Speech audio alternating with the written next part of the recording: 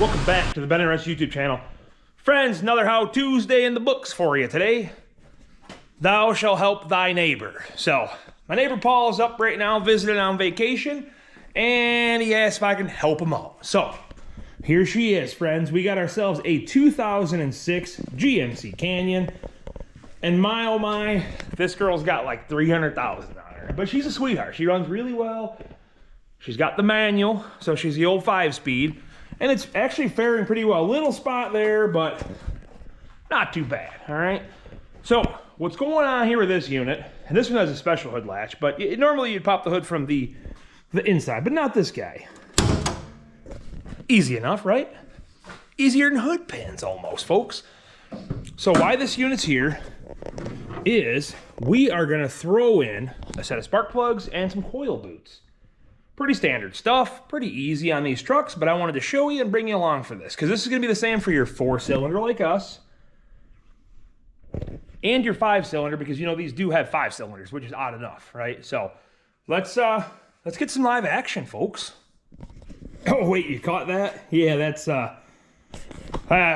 if you've seen the last one, that's the Cadillac motor that for our, you know, poor man CTSV. Now, friends, that's coming soon. That's coming soon. You'll probably see that here, hopefully in the next week or so, we'll be tearing into that unit. I'm waiting on some parts because I want to make sure I can actually do something for you folks.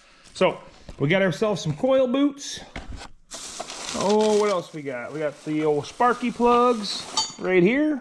The old double platinums.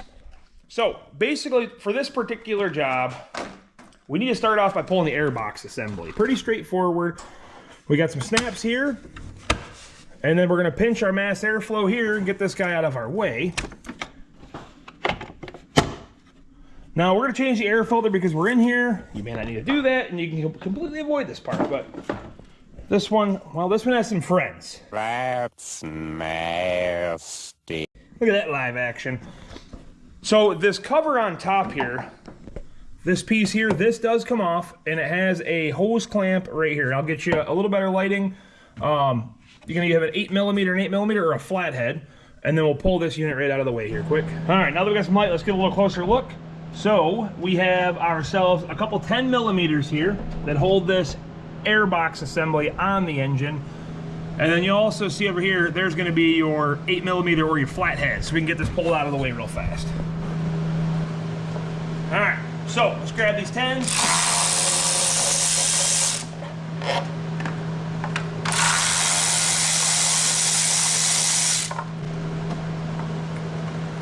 Get them out of the way.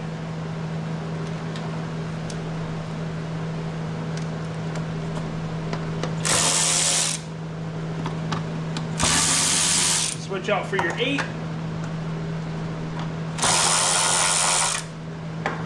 So now at that point, since we got that loosened up, friends, she should just pop out. And a lot of times there is a PCV hose, and there is in the back. So this is the thing, you gotta be careful. This dude here gets pretty swollen. It gets oil on it, gets kind of impregnated. You can see it's already starting to, I mean, this one's in decent shape, but definitely next time we do an air filter, I'm gonna suggest him getting one of these hoses. So something to think about. So basically, these gray clips, you kind of pull these up out of the way. That way you can pinch and pull. So it does help to put a little downward pressure on these things too, friends. Kind of pinch, shove it down, it'll come right off. Now on the 5-cylinder, you're just gonna have one mower. So think about that, all right? And actually, believe it or not, friends, this is the same as like the Trailblazers. Oh geez, I had the Buick Rainier, all that platform of these inline engines anyways. All right, got that loose. Let's pull these coils loose.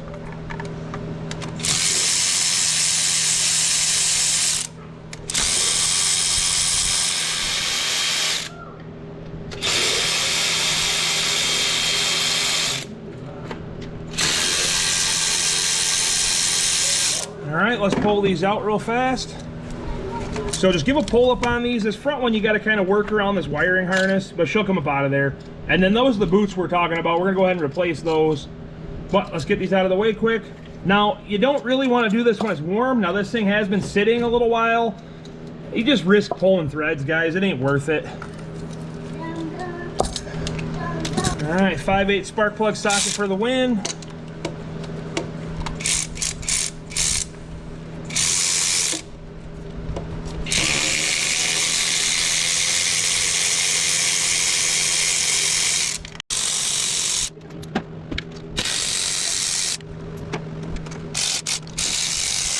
So, on these coils here, you basically just give these things a pull and the coil boot to come off. So there is a spring in there, and that basically is your wire. And then obviously this is your, you know, boot. Makes sense, right?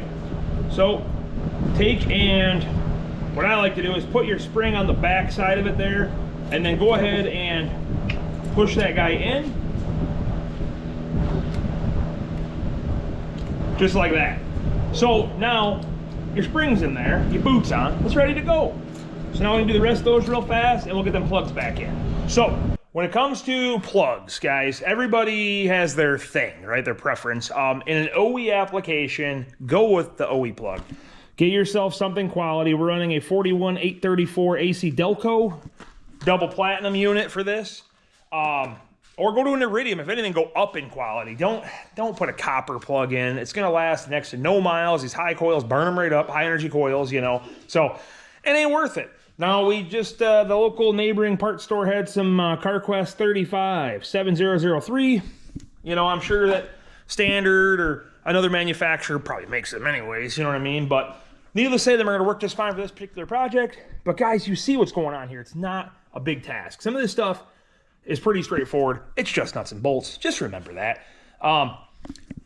So, I mean, when it comes to these trucks, they're fairly serviceable, you know, so they're a decent little pick-em-up truck, right? We got another little pick-em-up truck if you're new to the channel there. She's got a turbo LT 6.2 liter in it, and she's a ripper. And you'll see her if you tag along. She'll be back out next spring, Jesus. So, let's go ahead and I'm gonna drop them new plugs in real fast. I just wanted to kind of give you a rundown on that stuff. But so far, the only tools we needed was an 8mm or a flathead, right? A 10mm for that housing bolt or bracket, bolts, 2 bolts there. And then the 5/8 spark plug socket. Now I use a locking extension preference just because sometimes that spark plug socket gets stuck on the spark plug. So I'm looking investing to, you know, they're nice. They're nice to have. And then we're gonna get all this crap cleaned out of here. But this air filter just kind of wedges in there anyway. So by all means, she needed it. So you see me rip these out the electric ratchet. I don't really like to put them back in that way. And people will probably shame me for doing what I did anyways. But do it at your discretion, folks. At least this way here, we're not gonna crank her down and risk compromising threads. So something to think about when you're reinstalling these things.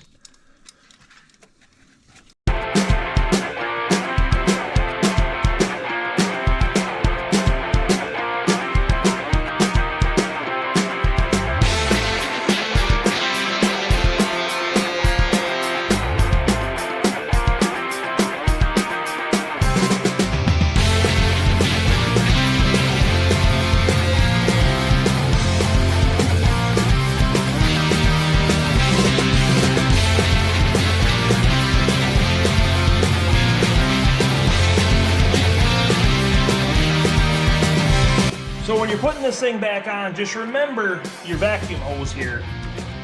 It kind of gets pushed on when you push this down, but you want to kind of guide it on there.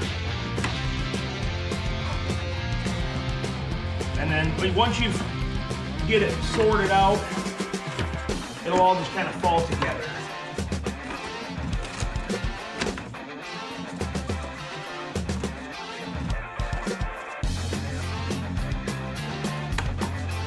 Just like that.